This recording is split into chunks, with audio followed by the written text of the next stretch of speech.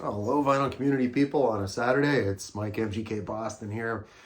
Sunny Saturday. First time we've seen the sun around here in 10 days. Just lovely to see that finally breaking through. Was starting to wonder if the sun was gone out. Anyway, I got out, pounded out a few miles this morning. It was a little rough. Kind of felt like I smoked a carton of cigarettes this week. The lungs are just rebounding here, but I'm on a comeback here. Hard to believe. It was 2 years ago, almost to the date. I ran 12 miles. I was getting ready for the Boston Marathon. That's not in the cards this spring. I'm done with that, but yes, Colton's here. So anyway, so 2 Saturdays ago, I went up to this place called Mystery Train Records up in Gloucester, Massachusetts here, and bought a ton of records. So I showed like a part one, I think, in a video I did. Maybe last Friday, week ago, whatever, who knows, who can keep track of these videos. But anyway, I still had a dozen records that I didn't show from that trip up to Mystery Train. So let's do it, Colton. All right, so what do we got here? Yes, straight out of Providence, Rhode Island. Got Room Full of Blues here, right? So it was a collective of blues artists originally founded by Duke Robillard. He left the band in 1989-90 to join that band. So he actually filled in for Jimmy Vaughn. So I'll get to Duke Robillard in a second.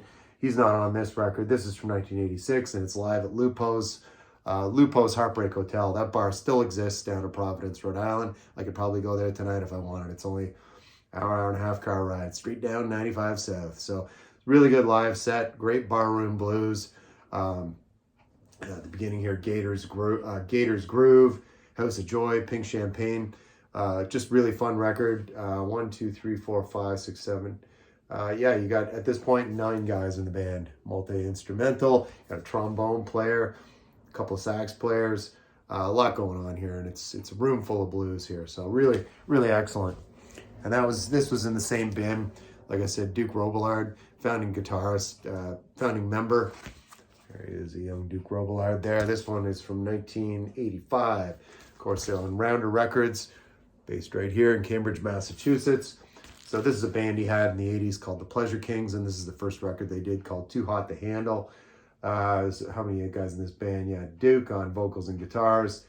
You had this guy, Thomas Enright, on bass. You got a drummer and some additional members. So it's a 5-piece. So anyway, that's Duke Robillard and the Pleasure Kings. Too Hot to Handle. Whew, burning my hand off. Colton, Jesus. All right, where are we here? All over the place. So this is the follow-up to their debut, Scenic Views. This is a band actually straight out of Boston. Let me get here. I had, where are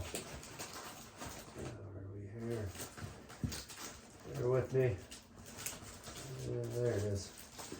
So as a follow-up, Colton. Okay. Yeah, so this is the debut from 1984. This is the follow-up in 1986. Basically the same lineup, minus 1 or 2 people. Look at the mullet on this guy.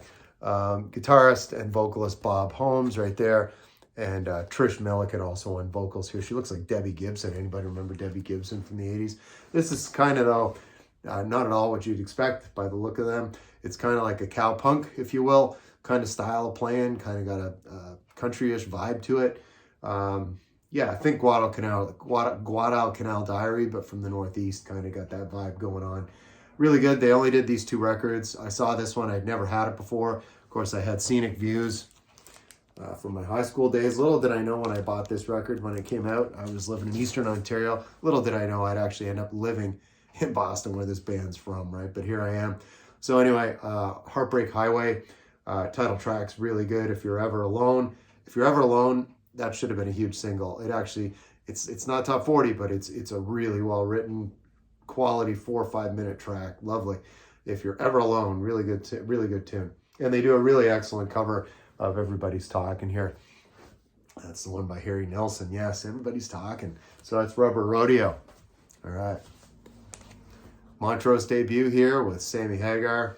There's Sammy on the back right there. It's funny on this, on the back, he's listed as Sam Hagar. So I've been looking for a clean copy of this for a long time. I paid about $5 for this. It's not a clean copy. It plays fine. There's no skips, but there's a lot of pops I could do without. I'll continue my quest to find a better copy, but this is still very listenable. And for $5, what do you want, right? You're not going to hit the lottery. But yeah, I didn't hit the lottery with this, but again, plays great. Love it. It's a classic. I'm a big Sammy Hagar guy. He wasn't in Montrose very long, and there was just issues with Ronnie Montrose, the lead guitarist, founding member. Of course, you know, the usual substance abuse problems, this and that. And Sammy, but I don't know if he got fired or he split. He did this one, I think the one after it, and then he was gone. Flying solo, man, and the rest is history, as the saying goes. Rock and roll history, right? It's Montrose Debut right there from 1973. Little vocal jazz here for Gary over at Physical Format. It's Dakota Staton. I keep wanting to say Stanton. This is her 1957 debut. I was thrilled to find this. I had an album she did with George Shearing, his quintet, and other than that, I didn't know a whole lot about Dakota Staton. This is really great. Just really excellent jazz vocal, and it's the Late Show right there. This is a reissue, not sure when, but again, the original was from 1957. It was on Capitol. So yeah, she does a couple of standards on here, like for example, Summertime and the Late Show. Really nice version of My Funny Valentine. Who doesn't like a nice jazz vocal of My Funny Valentine? I know I do. So there she is, the late great Dakota Staton. Yeah, another one with the ladies, right? Tammy Tam. This one from, I want to say 1974. Yeah, 74. Woman to One, a lot of ballads on this one. Of course, it's another Billy Sherrill production. This is a white promo copy. Yeah, excellent condition too. It's got an Epic here on the white label. Promo, as I said. And yeah, the title track, Woman to Woman's great. What else? I Don't Think About Him No More. Sure you do, Tammy. That's about George Jones, obviously, that song. And What's a Little Rain, that's another one on here that I like too. And yeah, actually there's a song on here, Closing Outside One, check that out. Please Come to Boston, right? Tammy, please come to Boston. A little late for that. She's no longer with us. All right, this is 1977, the release on this one. Kind of funny, the Sex Pistols were on the scene at this point, and then you've got still this traditional country and Western music. She was cranking them out with Billy. Long-lasting collaboration with the great Billy Sherrill right there in the credits. So this is just, you know, country-politan, right? It's polished, the Nashville sound. Can't go wrong. Sounds like this was recorded in the late 60s, but yet it's 1977. The production's flawless, and it's one of a kind right here, just like the title says, right? What I Had With You. I'm not that good at goodbye, and heaven's just a sin away. So true, Tammy. All right, Colton. Yeah, we're going into the 80s and now with the first mini LP, if you will, here from the Style Council. In fact, it's called Introducing. I'll get that right somehow. Introducing the Style Council. There's Mick Talbot and Paul Weller on the front, sharply dressed, planning their evening, it looks like. Paul's having a cig. It's good to loosen up the lungs with a cig before a vocal performance. Paris Match is a highlight on this one for me.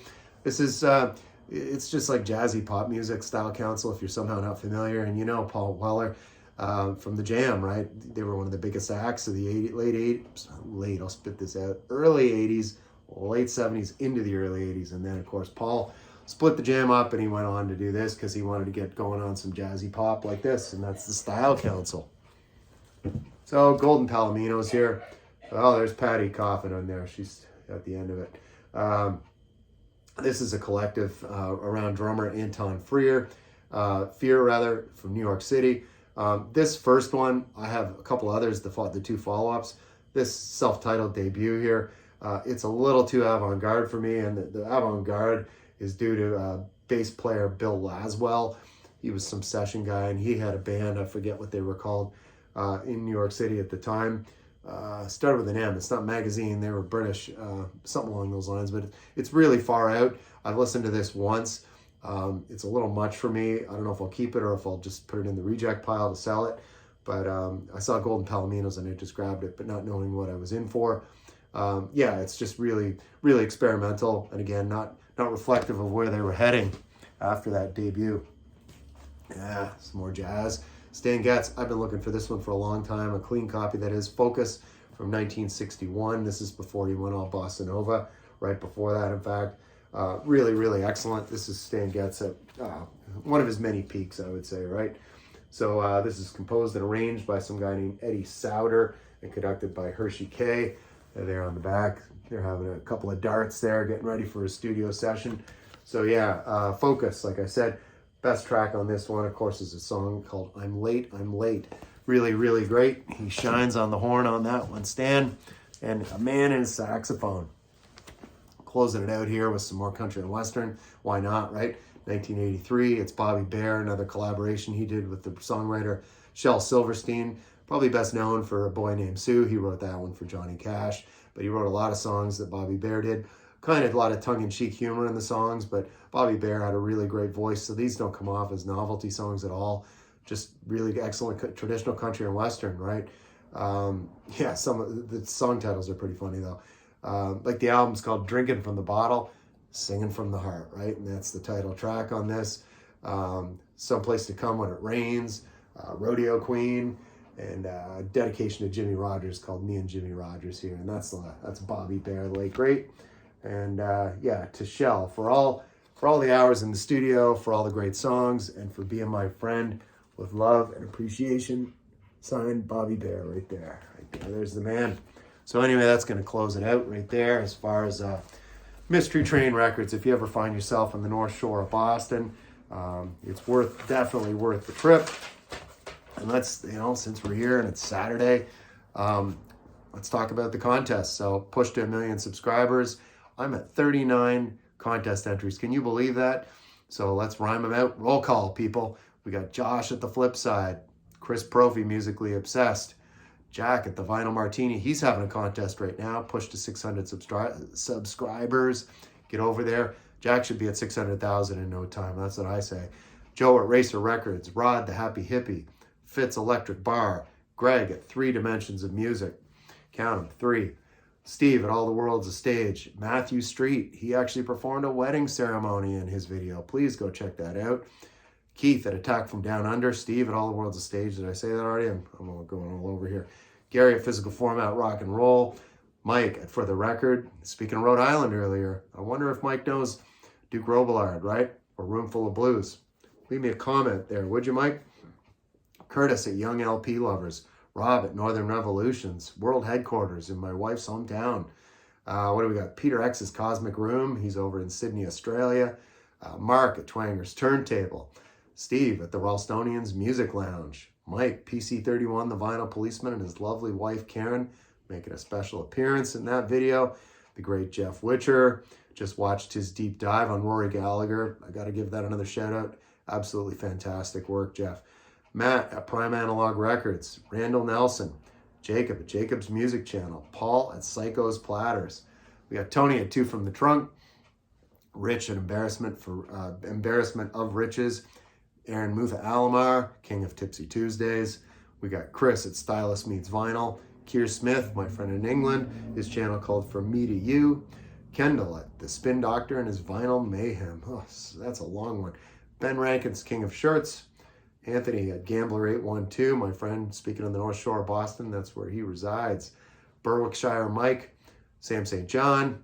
Don, the old goat. Thank you, Don. Don's got a new dog. Love it. Great looking dog there, Don. Got Matthew Street again. I already mentioned him. Harry at Harry's Music Room. That Vinyl Channel.